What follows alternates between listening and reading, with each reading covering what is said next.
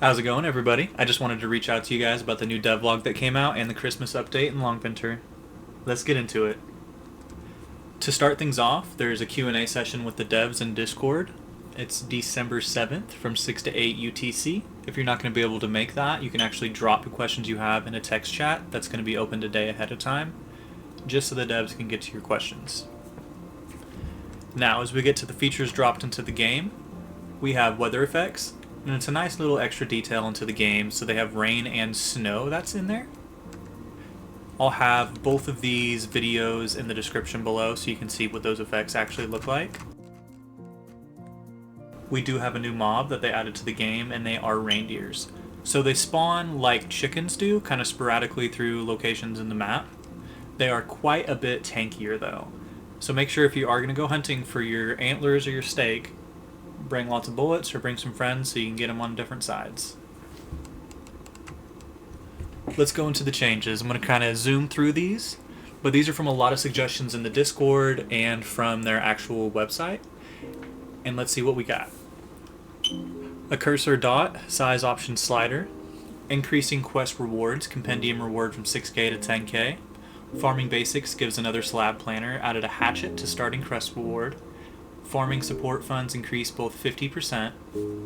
\MK 100, admin command that adds money. \rain, admin command that starts raining. Generator sounds now have a separate volume slider in the audio settings, which I'm a big fan of that because it was kind of annoying just running through random bases and all you hear is whirring of generators. There's a 30-minute cooldown for tent dismantle, so people don't just make tents to hold spaces for random amounts of time. You can make turrets non-walkthrough, but make turrets not placeable right next to each other anymore. So this is basically so people don't make like impenetrable walls, so you can make them solid entities, but then you can't stack them right next to each other. So I like that. There's some give and take on that one. There's a general setting to remove the chainsaw screen shake, which is huge. People have been asking that for launch.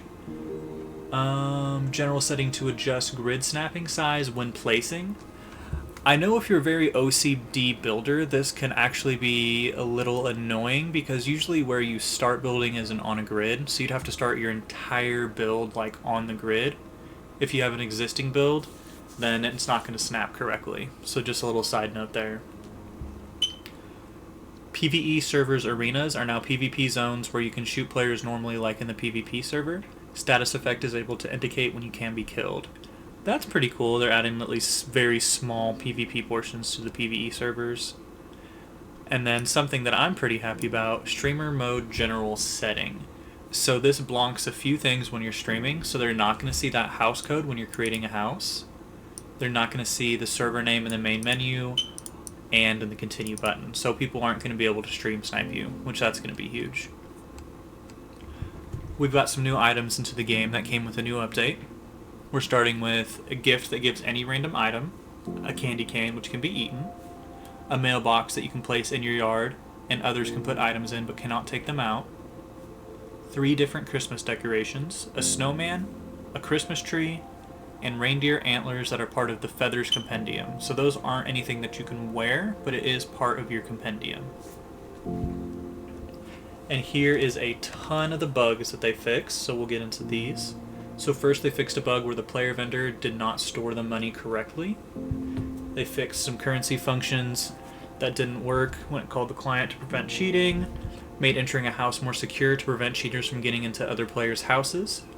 Fishing spot time can no longer be altered with cheats. Compendium progress is now double checked with the server to prevent cheating. Fixed a bug where vendors would not save the item listings and bought items correctly.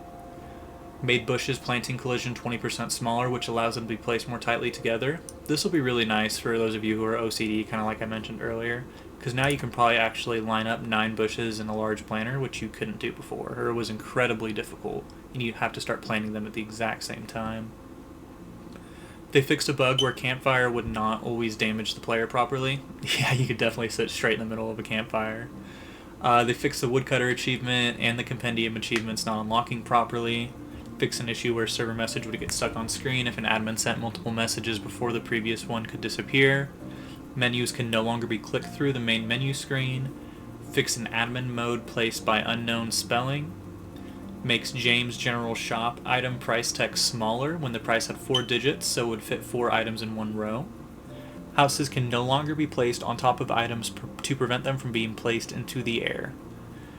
That's probably a good bug fix, but that made for some really cool builds. I saw some people make some boats and stuff out of their house, and that was really neat. Made players not collide with each other near the sauna entrance to prevent any spawning to a ceiling or not being able to get into the sauna. They fixed an issue with the 2-floor house, where if you connect to the game on the second floor would remain invisible unless you go to the first floor and come back up. An email is now required in ban appeals. They added a building block zone near POI. Fixed camera tilt jumping when placing. Fixed turrets from shooting players underground. Fixed some spelling mistakes. Chests were missing over 60% of the items they should spawn. You can find many more different items from now on. I think this was a huge problem in Arena, because a lot of time that yellow chest would be the only one that spawned anything worthwhile, and the others were just kind of junk. So that'll be really, really nice. Next, we have the decorated round table. The juniper now gives the correct item when dismantled. They fixed a money vendor exploit. That was a pretty big one. Containers can now be destroyed except the mailbox, which has a placing limit of 2 on the house area. They re-enabled some collision checks when upgrading to the second floor house. This prevents any placeables from clipping inside the house. Yeah, I heard some people would lose their like generators and stuff when the house got bigger and they couldn't pick it back up. So that is unfortunate. But yeah, you definitely got to check out this new event. I actually just had a live stream, and I'll link that in the comments. So make sure to try out the Christmas event and get the game going. Alrighty, have a good one, everyone.